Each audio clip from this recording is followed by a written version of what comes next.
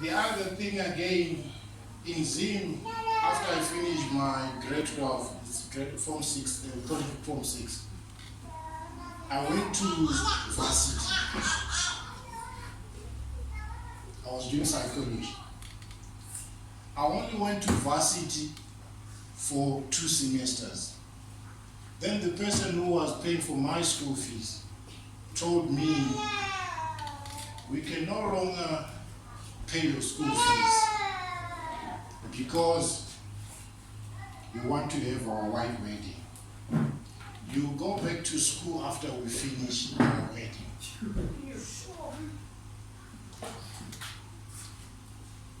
And even up to now, I'm angry. I'm angry. The reason why I'm angry, someone chose a white wedding over my life. It was heartbreaking for me. My friends, they finished whatever they were doing, some they become lawyers, all this and other thing. Then I had to drop. I went back home because I couldn't go to school. My parents couldn't afford to pay my fees, right? So now I was at home. I'm depressed. I'm a man as well. I cannot ask my mom, what can I eat? I found it very challenging for me to ask my mom, Mama, what should I eat? I'm the one who's supposed to be providing.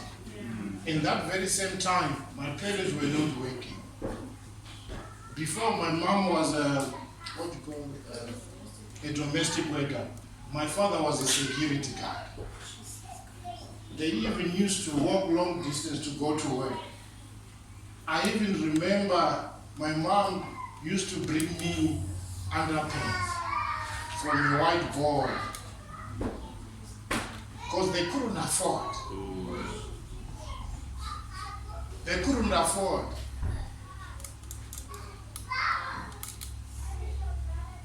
So it was very, very painful for me, that person who said, and that person is my brother. He got married, he said, no, we cannot do this because he is in the UK, right? He went to the UK as well. So we thought that now we have someone who's going to take care of us, his young brothers. But it never happened.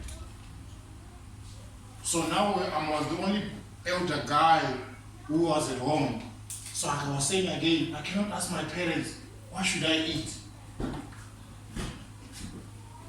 Then I was at home that time, right? After from school. Then I applied for a job, for a teaching job. Then I was teaching grade, because usually in Zim, if you have grade 12, you can do temporal teaching. You can cover if someone goes to maternity leave, you can go to the department and can teach. So there was about, I taught one term. That lady, she was on maternity leave. I went there and I taught grade 5. I went to the rural areas. Because I grew up in a place like location near township. So they took me to rural areas. So I used to go there and teach. Then, fast forward again, I taught that one term, then I left. I was at home again. Then I approached this other guy, I said, he's my uncle, he fixes phones. I said, I cannot stay at home. It's very depressing to stay at home. Can I please come and help to fix phones? Then he said, no, it's fine. You can come. So I used to go. He was not paying me. At times, he doesn't give me money for lunch. I just have to hold on. Because I wanted to learn to do something, to be busy. So after fast forward again, there was another guy who was working for a company in Mozambique. So this guy, he was a buyer for a supermarket. So his boss took him this side. He said, no, go to South Africa. I want you to buy stock in South Africa and export it to Mozambique. And this guy, we used to attend church with him. I grew up in Salvation Army Church. That's the church that I grew up in. Then, this guy, he came this side. Then I approached him. I said, sir, if you have any opportunity even in Mozambique, please call me. Staying home is very difficult for me. Especially, I see what's happening every day to my parents, what they're going through. Their strength is no longer there. So I feel like I'm adding a burden on top of them. Then he called me. He said, no, there's an opportunity in South Africa. That's the reason why I came here. I ended up here. I came here in I'm sure it was 2012. 2012, yes. Then he called me, he said, no, your job when you come here is to help me to load trucks. So what we used to do, we used to go to the market. That market in Pretoria West, Tshwane Market. And we go to Macro, these industrials in Silverton. Yeah, Silverton. So what they used to do, they used to buy raw meats, like the full-bodied beef, what. So my job was to pack trucks. It was the most difficult job. Yeah. The reason why I want to take you step by step to see where we are today. Yeah. I want you to have a clear picture that it's not easy. It's not easy. So we used to wake up even 3 a.m. where we were staying, because he was renting a one-roomed house, so we were all staying there. So we used to wake up 3 a.m. nearly 3 days a week. We go to the market, because market, you only buy the market 3 a.m.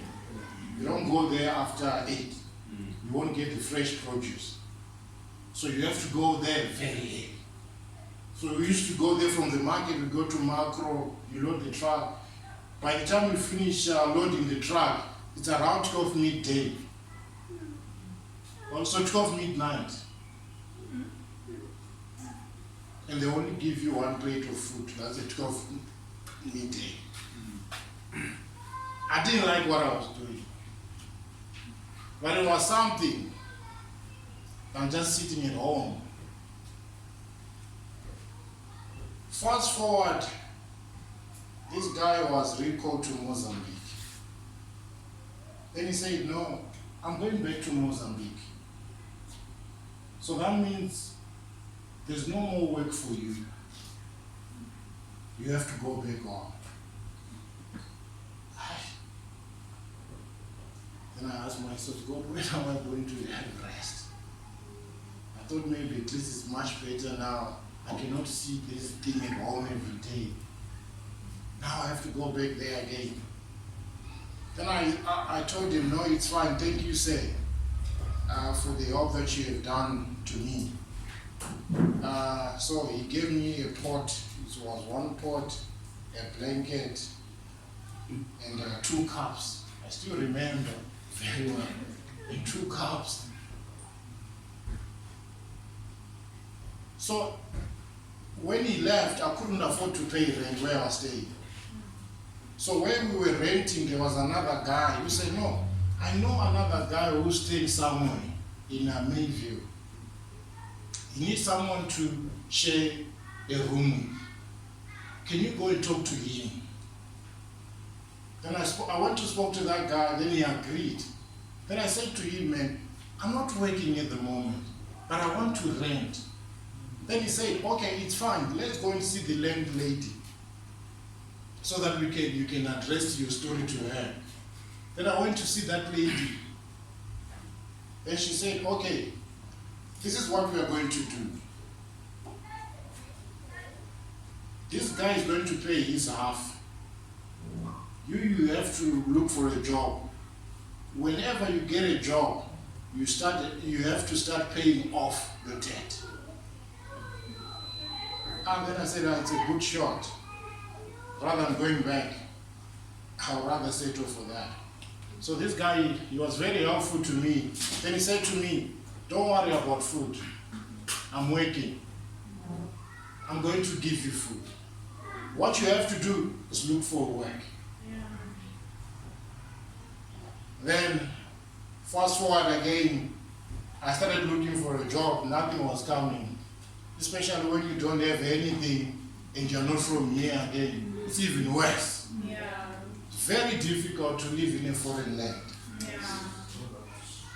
It's very, very difficult.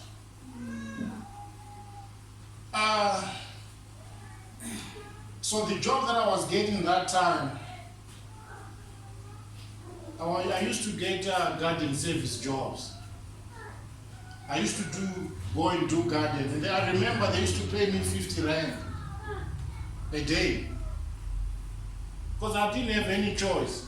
Because I wanted to pay rent as well, because I might feel like I'm comfortable, but the debt keeps on going up. And also embarrassment, this guy is giving you food. He has his own responsibilities that he has to take care of as well, his family. Then I said, okay, I started doing garden service. I even used to go to Bosbank to do garden service. You clean up people's yards. Some people, they don't even pay you. How cruel people are. And you can see these people, they can afford. But they just feel like, no, I don't want to give you.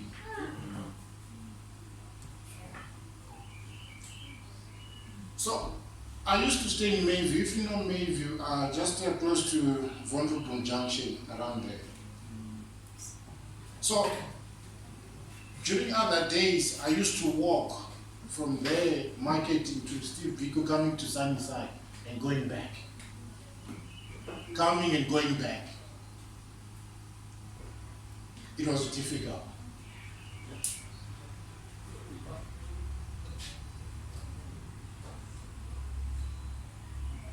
I remember the day I received a call that I said it was now a better job, the greener pastures. I was at Steve Biko Hospital, coming to drop some CVs. I received a call at one of these restaurants called House of Coffees. They said they need a scalar, someone who does dishes in restaurants. Can you please come? I can tell you, I went there running. And there were a lot of people there, and I was the last person to be interviewed. After interviewed, I was the only person who got the job. Then I started working at that restaurant. I went for that restaurant for 4 years. Because now, then the management said, no, we'll teach you. I was very clever. I was not like any other person. I was 20 steps ahead than every guy. So people usually, when they come into a restaurant, they say, these people, they're done with life. They look down upon most people. But I was 20 steps ahead. Even the management, they knew that this guy is very smart. My first car, I bought it when I was working at that restaurant. I remember very well. Then people started hating me. Say this guy is a sellout. How come we've been working here and this guy, he bought a car? And it's a funny story how I bought the car. Most of these guys that I was working with, they used to go and lay by, I still remember Cavella. You see that shoe Cavella? They lay by Cavella, you know, to what, because I remember we were paying about 2 point something, then you have to pay rent and what. And Cavella, I'm sure it was 4,000. Yeah, you see, so I used to stay in a pantry, got that before I forget. So that guy had to go, so I had to get a smaller room where I was staying. So that lady, she gave me a pantry. You know a pantry where you pack your food stuff? It was very tiny. It only had a door. There was no window. I was staying there. And I stayed there for so many years, probably 3 years. I was busy saving money. So that car I bought it, it was funny. The manager who was managing us, he bought another car. Then he said, no, this one you just let it at home, stay at home. He was not longer using it. So there was a day the wife, she wanted to deliver, and this guy didn't have money. Then he came to me.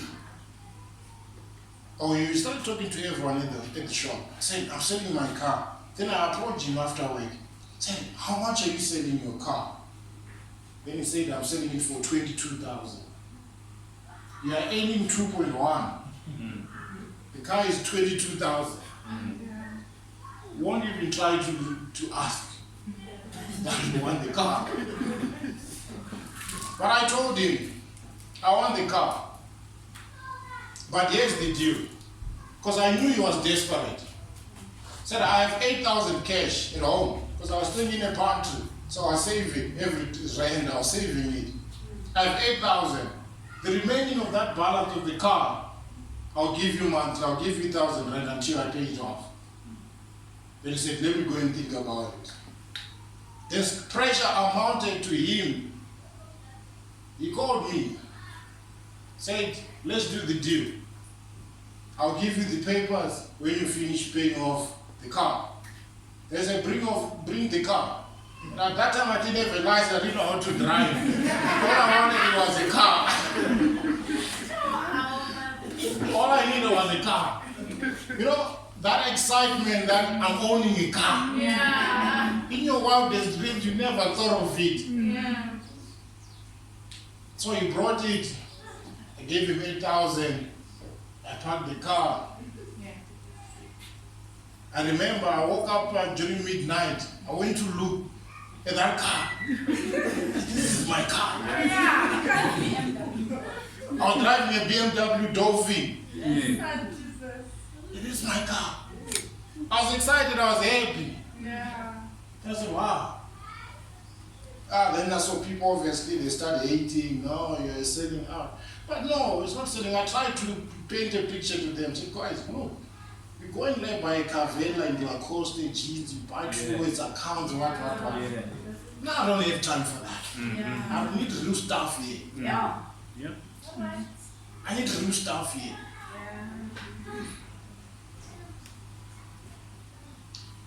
Fast forward, that company closes.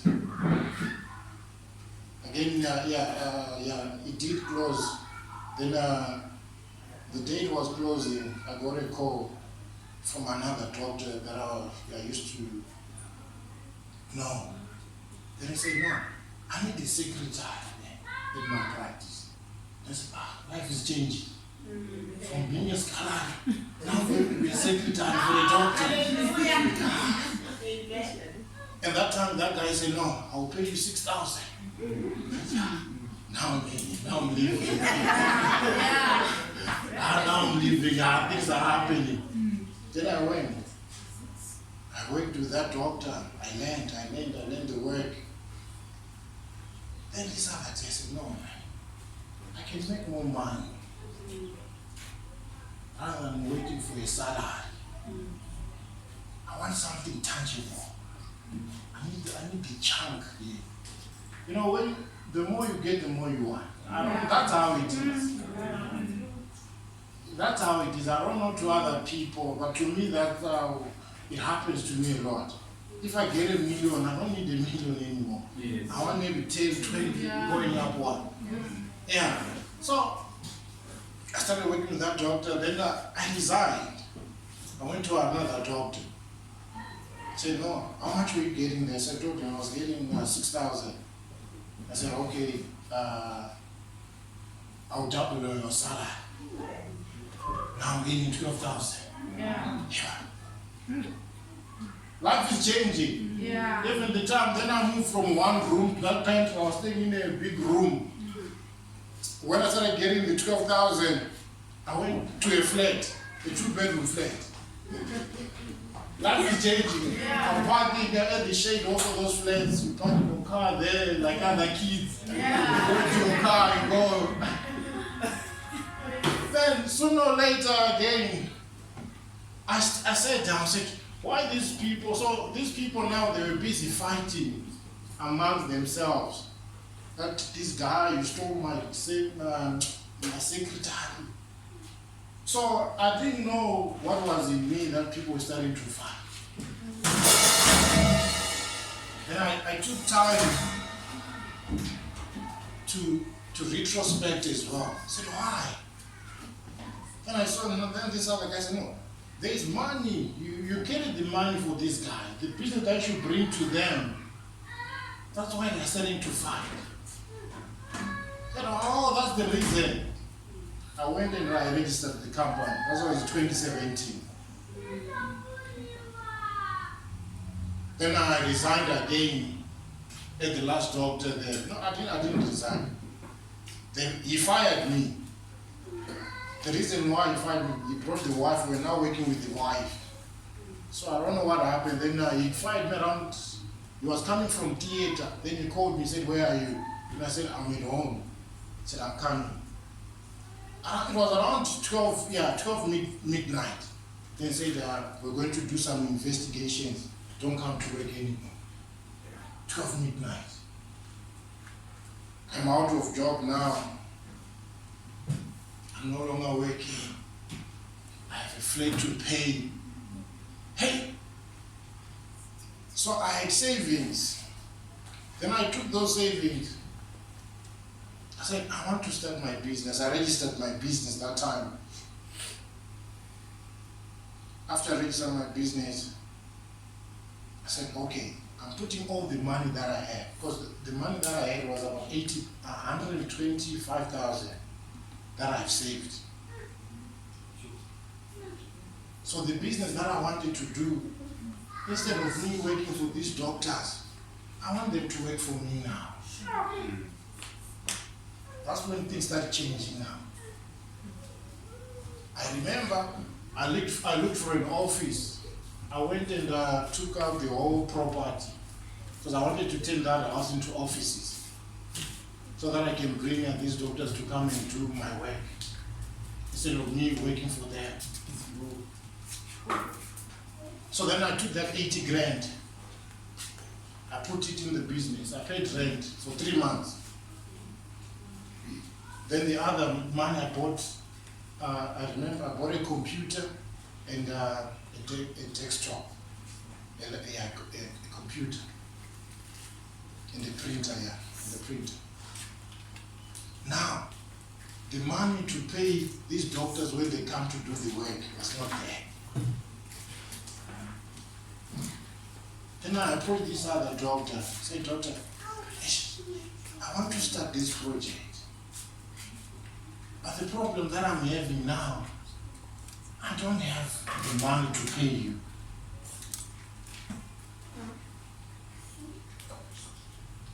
Then I said, doctor, I don't want us to talk.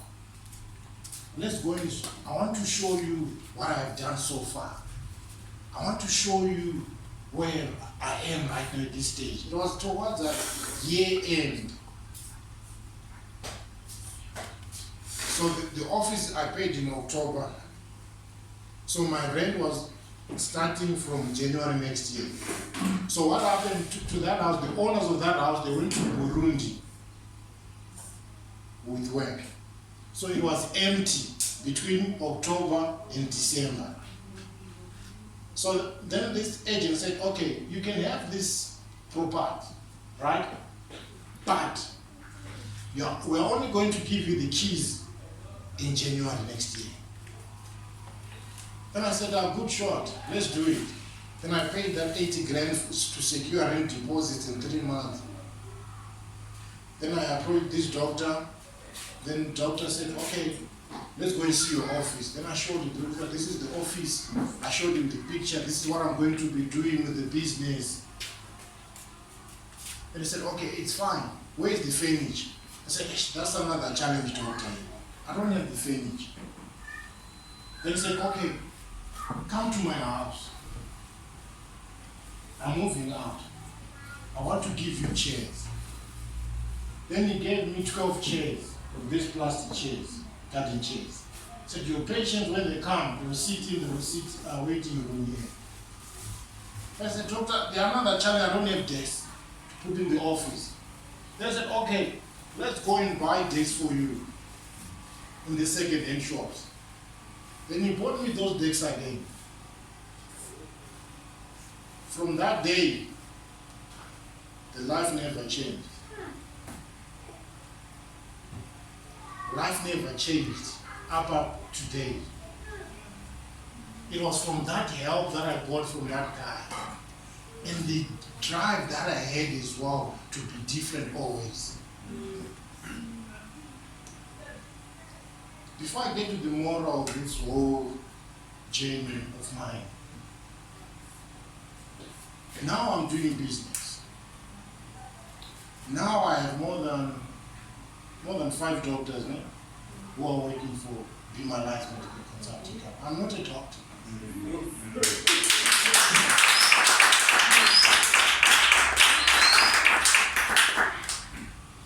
Some, they call me CVs, I got CVs on my phone. Said, we want to come and work with you.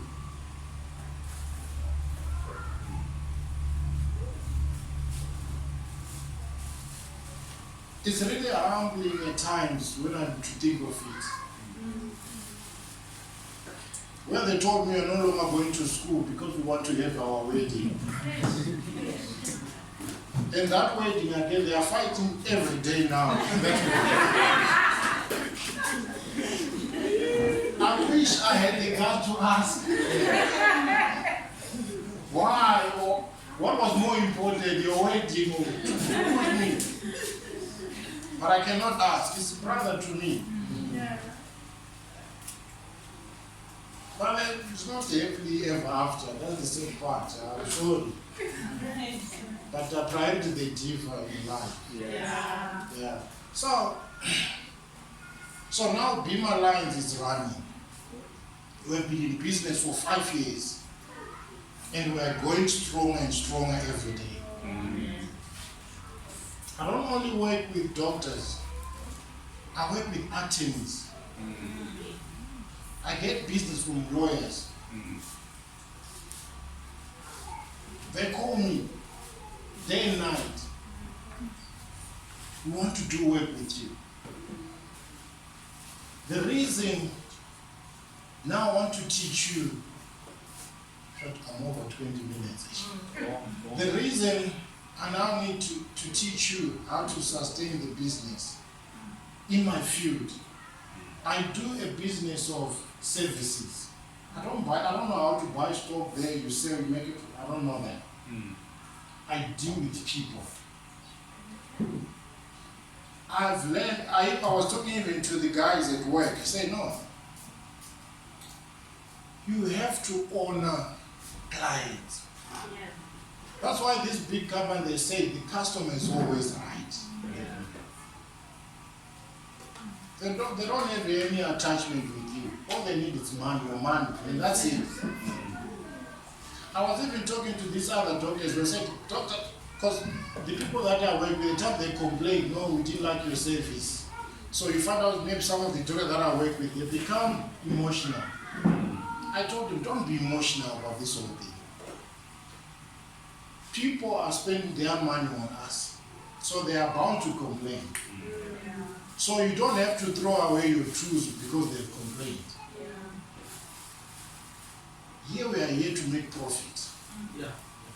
No attachments here. I don't want attachment. We need to make money, we go home, we feed the family, and that's it. So when there's no money, there's going to be problems. So what do you have to understand? You have to value people. This whole journey of mine, it taught me to value people. The time I was starting in 2017, Pastor V used to come to the office. It used to be empty. I go to work, I'll be sleeping. There's no work. I was marketing, telephone, emails, but nothing was coming. I can say the business that I have now is not because I did marketing. It was referrals by other people. They ask you, who did this for you? They say, no, this guy did this for me. And those very same guys, I even marketed to them, and they never gave me business. But now they're coming because they've been referred by someone. So I want to teach you here. When you start your business, don't take people for granted. Yeah. The money is with people. Money is in people. Invest in relationships.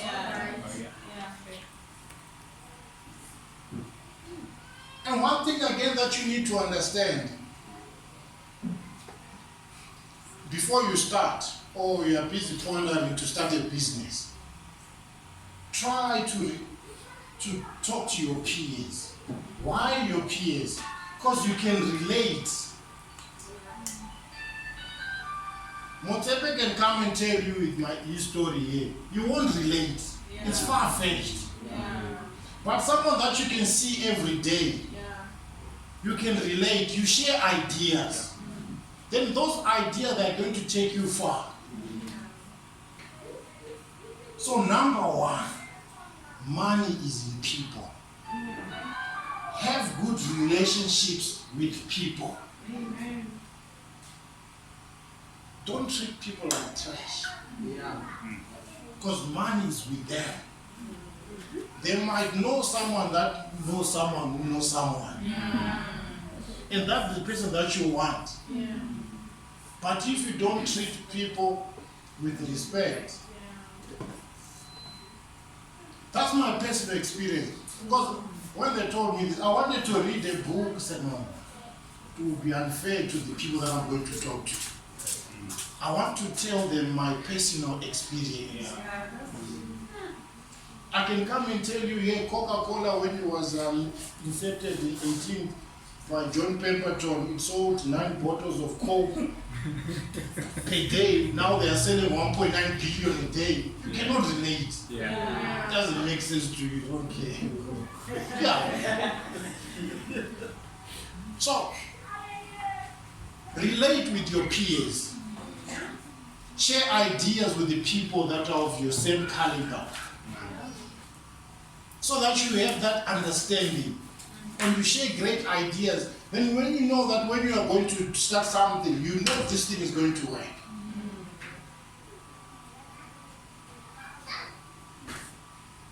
Learn to invest in people.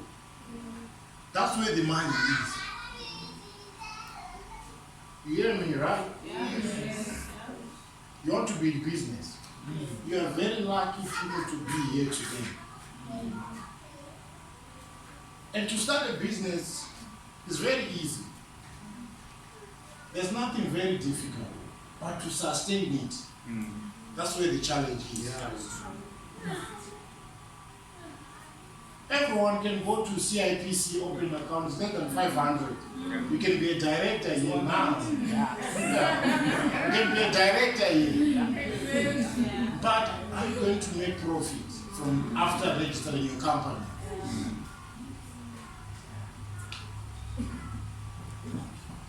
And one thing that I need to highlight as well,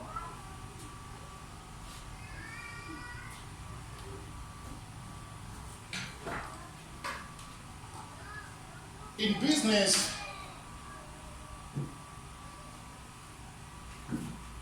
make good relationships. Also do follow-ups with your clients. You check up with your clients. You ask them, are you happy with the service that I'm offering? Don't just say and say they are gone, I'm done with them. Especially if you are in mind, because I need you tomorrow. You can pay me today, but tomorrow I need you to come back again. So for you to come back again today, what is it that is different that I'm doing from the other person who's next to me? There are a lot of people who might be doing what I'm doing. But always ask your clients. If you're in the business of buying and selling, make sure you take care of your suppliers. You pay people on time.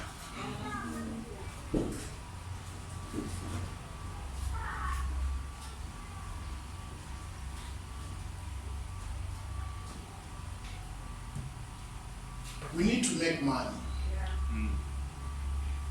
We really need to make money. As the business grows, obviously you start venturing into other avenues of business. Like I've done. Now I'm venturing into property. I don't have to be there, the office now. I don't go there to be my lives. They hardly see me. All I need to see is proof of payment in the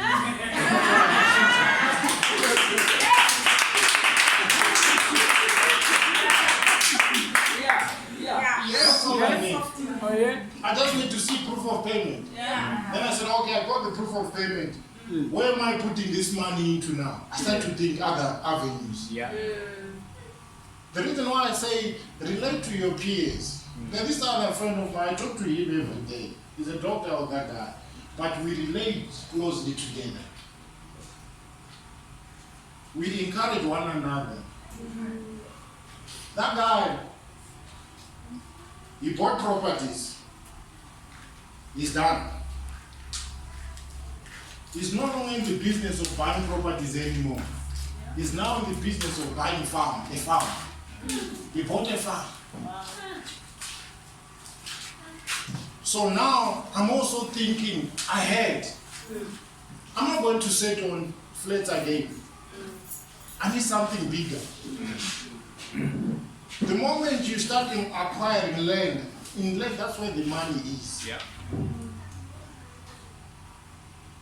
And to your surprise, I was talking to my wife, saying the amount of houses is very expensive than a farm. Go to Property 24 and check maybe how much is a farm. Yeah. You'll be surprised. Farms are ranging from 1 million to 2 million, but your house that you want is maybe 8 million. Something they come later when I don't have them because that money is no longer there. Maybe that time I had the money. I'll buy a farm. It's festive, right? We're going to these fancy lodges, what in the middle of nowhere. In a farm.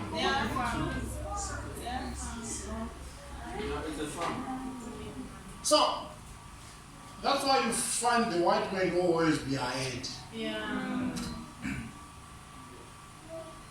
Let's stop rushing to these funny other things. Let's invest in the land. When you deal with the land, you have money.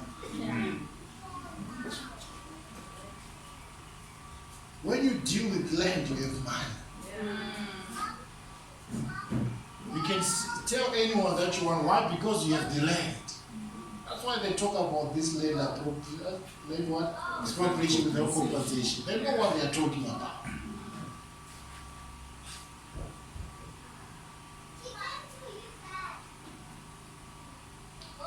All right. So the moral of my story. I'm closing. I'm closing. The moral of my story. Don't be afraid to start small. I want you to understand this. Start very small. And another thing, when you're in business, right? It doesn't mean you have to do tenders to make money. The problem with us, with my skin, we need quick cash. Let me give you an example. You see these supermarkets, Albany, Sasco, truck they drive up and down every day. Or maybe here next door, Makula, right? They make a profit of 1 rand, 2 rands. From the business. It's the mindset. For Albany to run, what they do, they push volumes of 1 rand. We're together. So, this is the secret. You have to push volumes when you're in business. The more you push volumes, you set up a markup of 1 rand. You see 10 customers, they pay you 1 rand profit. Now you have 10. So calculate from 10 to 10,000. How much is it? 1 million. That's why all these companies are running today. There are only small margins. So don't despise whatever business that you want to do. Right? I want you to push, you have in your mind that I need to push volumes.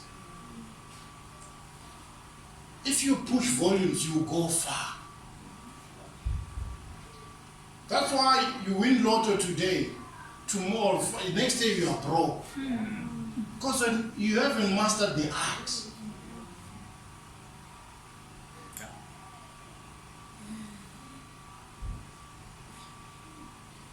You ask your boss Krispy Kreme.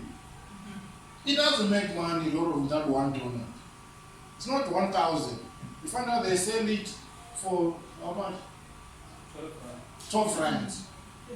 I want to paint a picture so that you can see what the. So if you have to check 12 rands, you have to buy flour. That's where your salary is. The driver who brings it from that 12 rand. At the end of the day, he's going to eat 2 rands. That's profit.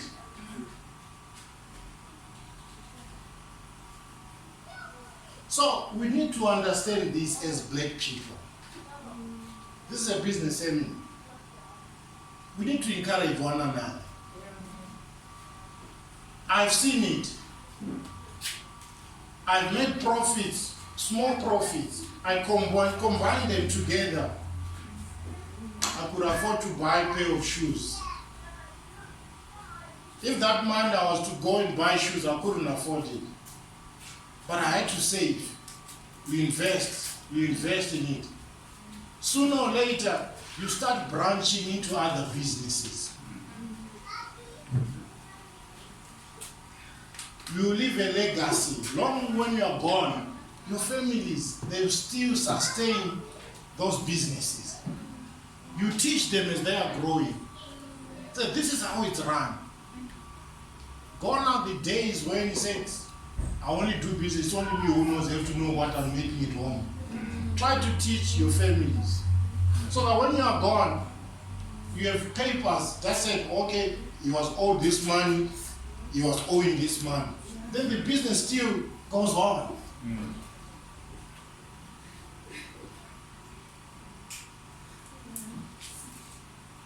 I want us to go there and bring money into the kingdom of God. Yeah.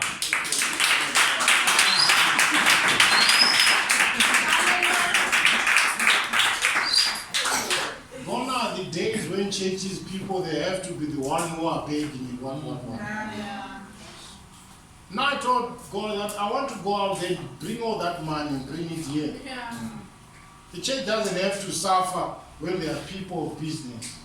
When we are here. People who doesn't come to church, they are busy living the best life. But us, all we need is praying fast day and night. You have to understand simple steps of business. You relate with people. That's where the business is. That's why you find out these people, they go to Chisanyama. That's where the deals are being made. You are busy praying and praying and praying.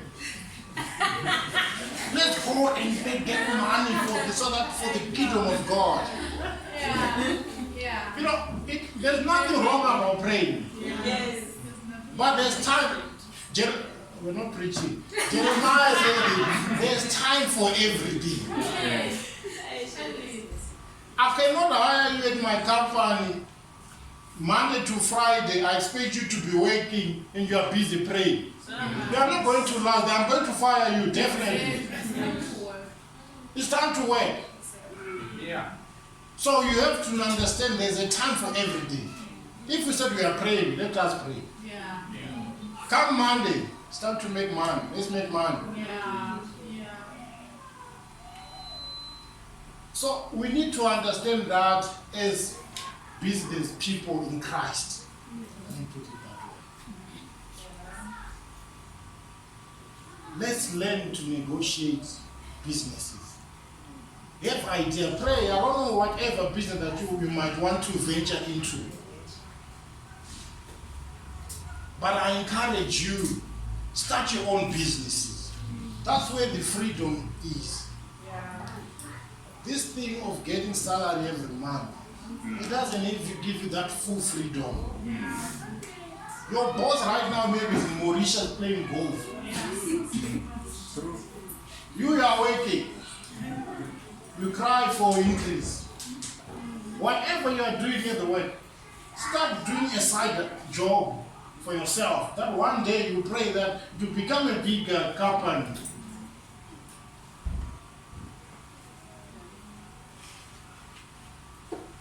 There's nothing wrong about working.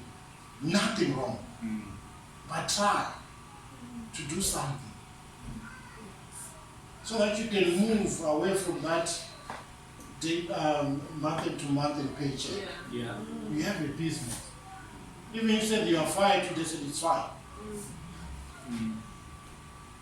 I told this guy that I was telling you that I want to get to a point that I only make money even if I don't do anything. Yeah.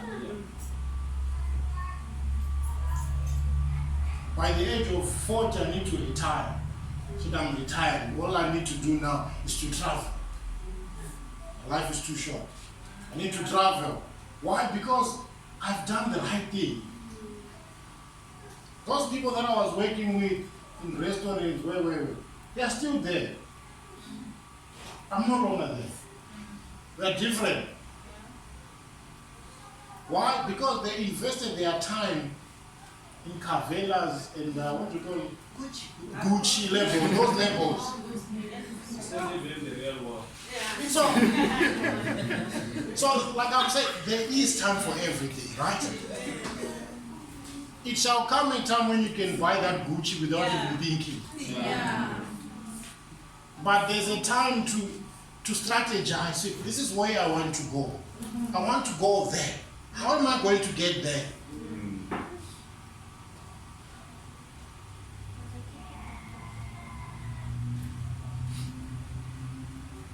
Go on. You know the business that you want to do. Be it selling tomatoes or whatever you want to do. You don't have to do what I'm doing or what someone next to you is doing. You know what you want to do. I cannot say you have to do this business.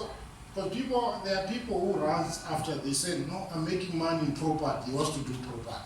I'm making money in selling eggs, he wants to do property. No. You know, you have to be consistent in one thing that you do. Yeah. Be a master, not a jack of all trades, a master of none. Yeah. Be one thing, then you specialize in that thing. When people save in their phone, they know what name they're going to write. Some they just write innocent doctor, because you know that's what my business is.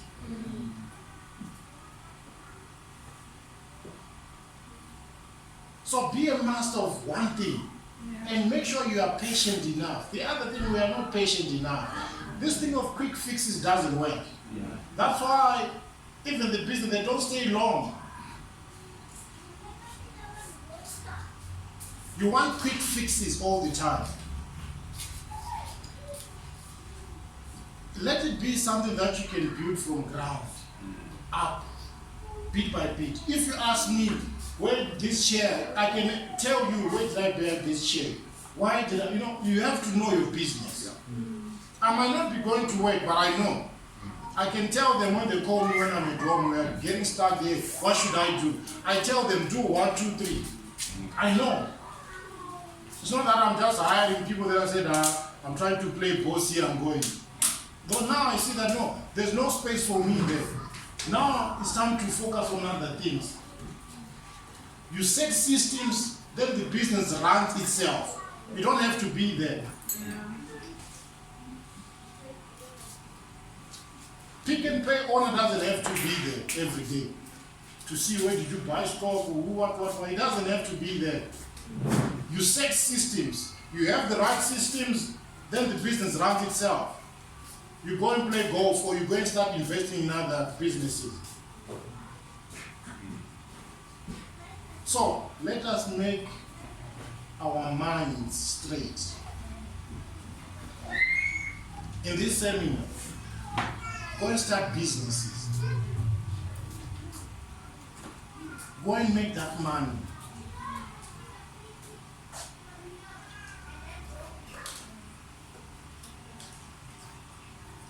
Yeah, my 20 minutes is up. Yeah, thank you.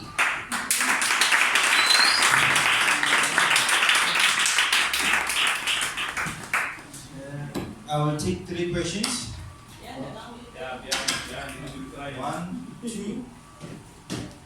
Going. There's another one. 2. Salt. 2 is fine. Oh,